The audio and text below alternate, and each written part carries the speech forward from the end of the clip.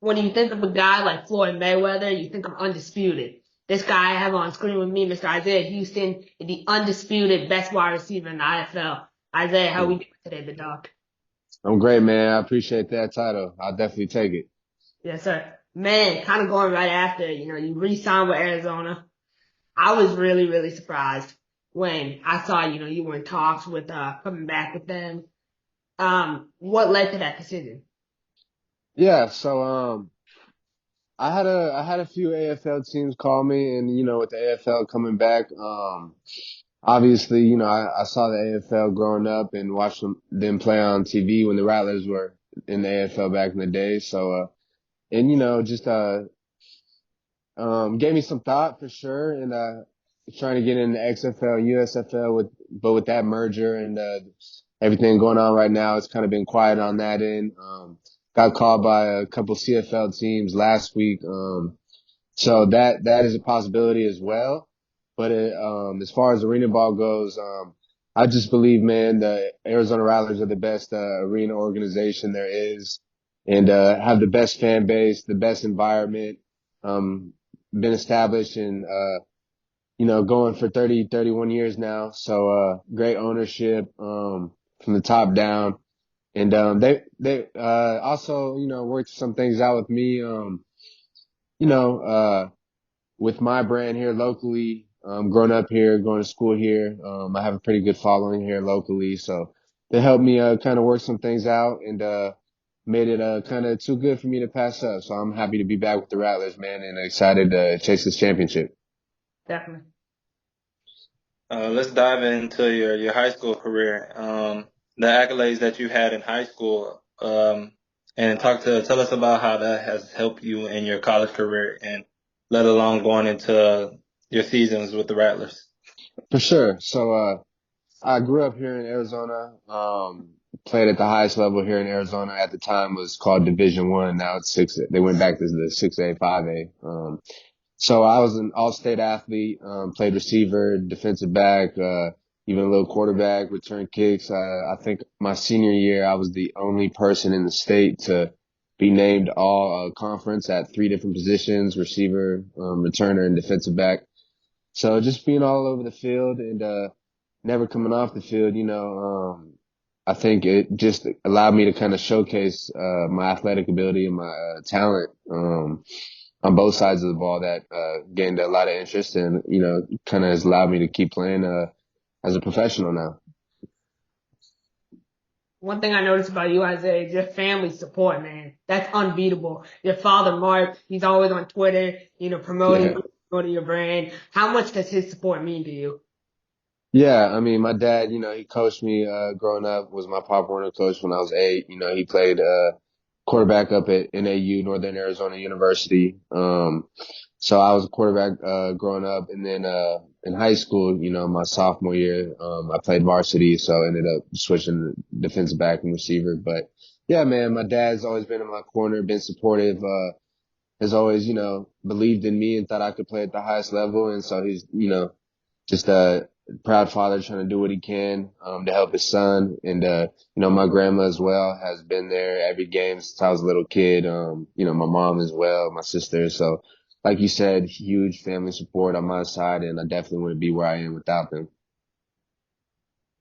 Talk about your career at Phoenix College and transferring to Arizona Christian School. I want to know how was it actually going from Phoenix College and going to a collegiate school where it's a Christian, it's religion based. Right. So growing up, I grew up in a Christian household, but it's kind of one of those things, where it's like your parents believe, so you just kind of believe. You don't really know anything about it yourself. And then going to Phoenix College out of high school. It's funny, man. I always told myself in high school I would never end up going to junior college. But my coach always said, man, you better get those grades right, man. Ended up going to junior college and had to do a lot of growing up and maturing in my 2 seasons there at Phoenix College, which I did. And I actually had the opportunity to go play at Arizona State University in the spring. So I went over there in the spring. This is before I went to Arizona Christian. And ended up breaking my jaw in a freak accident. And things didn't end up working out over there. So that led me to transfer to Arizona Christian, where my former high school head coach became the offense coordinator. And, as far as the faith aspect goes, I think it's the best thing that ever happened to me. Definitely, grew, in my relationship with, my Lord and Savior Jesus Christ. And I just, think it, helped me mature and kind of figure out what I want to do in life. Now it's play professional football. And, was able to just kind of focus and lock in and do what I needed to do. Having already have that relationship with your high school coach, would you say that helped you in the process at Arizona Christian? Oh, for sure. Obviously he knew what I could do, having coached me in high school. And, so it made the transition easy. And, they were expecting big things out of me when I got there. So, one of those things where I just wanted to kind of live up to the expectations, which, I did. And, I had a great time there, made some, friends and brothers that I'll always remember for the rest of my life. So I enjoyed my time there. Great relationship with the coach and staff. They allowed me to, utilize the facilities in the field to, train kids and whatnot. So shout out to them, and just, grateful for my time there for sure.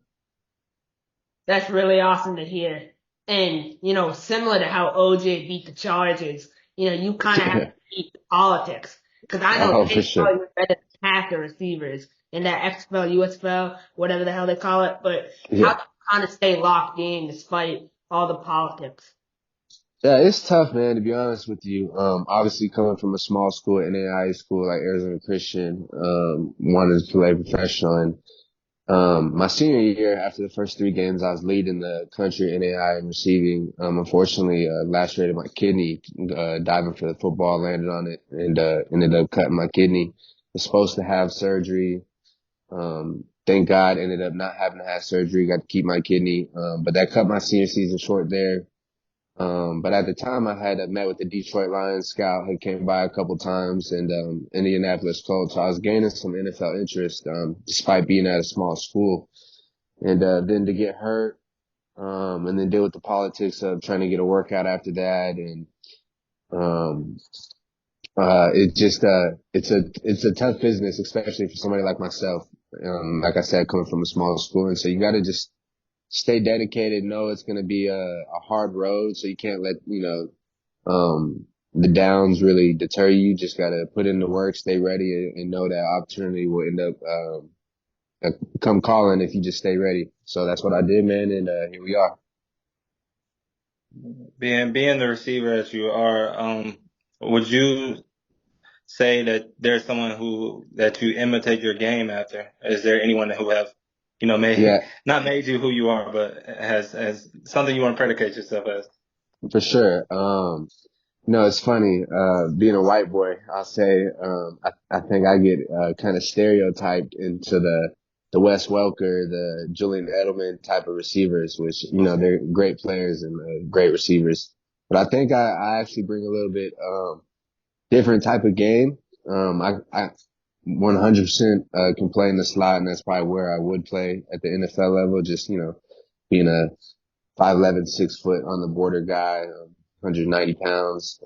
But my release package, my ability to get off the line of scrimmage, I think always surprises people when they first see me play, or even the defensive backs when they first try to guard me, catch them off guard a little bit. So I think my suddenness and, my ability at the line of scrimmage, honestly, and my way of thinking about it and just hearing him talk in interviews, I know he's like one of the best in the game, but I think just Devontae Adams, kind of just basketball feel and little, hops that he does off the line, like that's very similar to my game. So I kind of definitely study him. Keenan Allen as well is another one of those guys.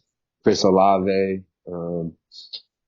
So really just those smooth, route runners that, can create separation and, get open really. Without a doubt. And so I kind of want to transition here to your time with the Rattlers.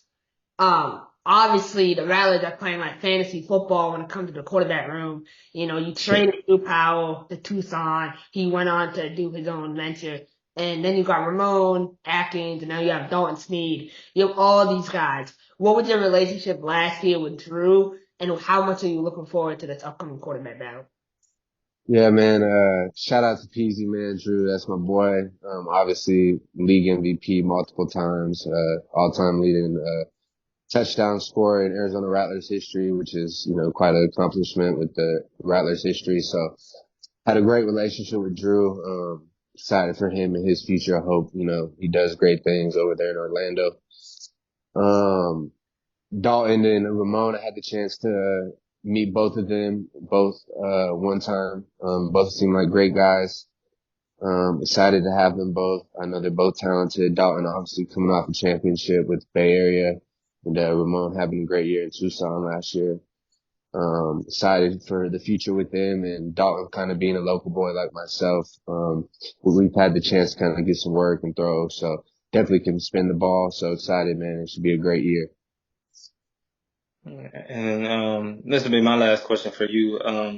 From your first year to now, past your year three, being a vet now, how would you say your game has changed from your rookie season at Arizona to now? Yeah. So, my rookie season with the Rattlers, first year, obviously playing arena football, indoor football, I guess I should say. And, had to learn the game, made the team off open tryout. So I started, I think camp, there was 12 receivers. I was number 12 the first day of camp. I was like, damn. But I mean, obviously a lot of these guys went to big time Division I schools, I'm a little guy coming off the tryout from NAIA school. So, but by day two, I was running with the one. So I think I made impressions pretty early on in camp. And but I had to learn the game. So I ended up only playing like 2 games that rookie year. Compared to now where I was I think finished the regular season second in the league in yards per game receiving this past year, and obviously led the Rattlers in receiving. So the biggest difference for me was just learning the indoor game and the ins and outs. Obviously, it's a 50-yard field compared to a 100-yard field outside. You got the walls and stuff, so you just got to learn the game. And once I was able to do that, then I think the success, showed up on the field. Definitely. And you kind of understand, responsibility off the field, your dad, to your son Zion, watching him grow. What kind of lessons do you try to put on him at an early age? Yeah, man. It's funny. I have him in here watching football with me, mom always says, you put on other stuff, let him watch other stuff. I'm like, well, he seems to enjoy it. So, his dad likes watching football, so he'll be watching football. And, obviously I'm not going to force anything on him, but, he seems to gravitate towards it, wants to, play with the football and hand it to me and catch it. And just watching him grow, it's been a blessing, man. And he'll be, 16 months here, coming up. And so, it's definitely been the biggest blessing in my life, and just thankful, for a healthy baby, and couldn't be more happy with where I'm at. Definitely. Isaiah, what a pleasure to be able to talk to you today. My final question for you is, the next couple of weeks, I don't want to say they're going to decide the rest of your life, but they're going to tell a lot, with the CFL opportunities coming up. How do you kind of take it day by day and not let things get to you mentally?